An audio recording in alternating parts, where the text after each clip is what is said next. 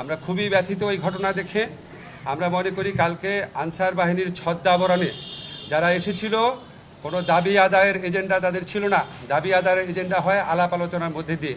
তারা বারবার আলাপ আলোচনা করে সম্মত হয়ে ফিরে গেছে এবং বারবার আমাদেরকে ঘিরে রেখেছে। তারা লাঠি তাদের স্টকে ছিল এবং আপনারা দেখছেন তারা কি মারমুখীভাবে ছাত্রদের উপর, যেই ছাত্ররা স্বৈরাচারের পতন ঘটিয়েছে, যারা আমাদের স্বপ্ন এবং আমাদের ভবিষ্যতের প্রতিভূ হিসাবে যাদের দেখি, তাদেরকে রাস্তায় ফেলে কি নির্মমভাবে মেরেছে।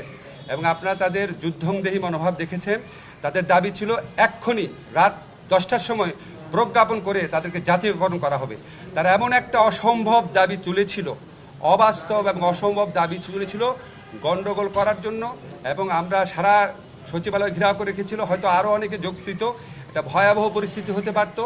যেই জাগ্রত ছাত্র সমাজ যারা স্বৈরাচারের পতন ঘটিয়েছে, তারা আবারও তাদের যে অপরিসীম ত্যাগের ভূমিকা, তারা এই পুরা পরিস্থিতিটা তারা মোকাবেলা করার পর আবারও যারা অপশক্তির দোসর আছে, যারা বিভিন্ন ছদ্মাবরণে ছাত্র জনতার বিপ্লবকে নস্যাৎ করতে চায়, তাদের জন্য একটা বার্তা দিয়েছে যে এই দেশের ছাত্র সমাজ জাগ্রত রয়েছে, কোনো ষড়যন্ত্র সফল হবে না।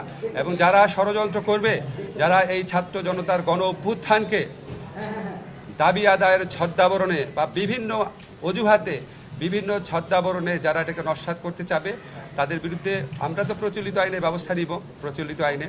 এছাড়া ছাত্র সমাজ যারা আছে তারা জাগ্রত আছে। এই ছাত্র সমাজকে পরাজিত করা এবং তাদেরকে বিভ্রান্ত করা যাবে না, এই মেসেজ দিতে চাই। এবং আর যারা সঠিক পথে দাবি আদার আন্দোলন করছেন, আপনাদের কাছে অনুরোধ, আপনারা বিবেচনা করে দেখবেন 17 বছরের বৈষম্য এবং শোষণ 17 দিনে কি করা যায়, এটা একটু বিবেচনা করে দেখবেন। ধৈর্য ধরেন, নিয়মতান্ত্রিক পন্থায় দাবি জানা। আমরা জনগণের পক্ষ থেকে এসেছি, আমরা কোনো দলের প্রতিনিধি না। অবশ্যই আমরা সবার স্বার্থ নিশ্চিত হয় এমনভাবে সমাধান দেওয়ার চেষ্টা করব, তবে সেটা সময় লাগবে।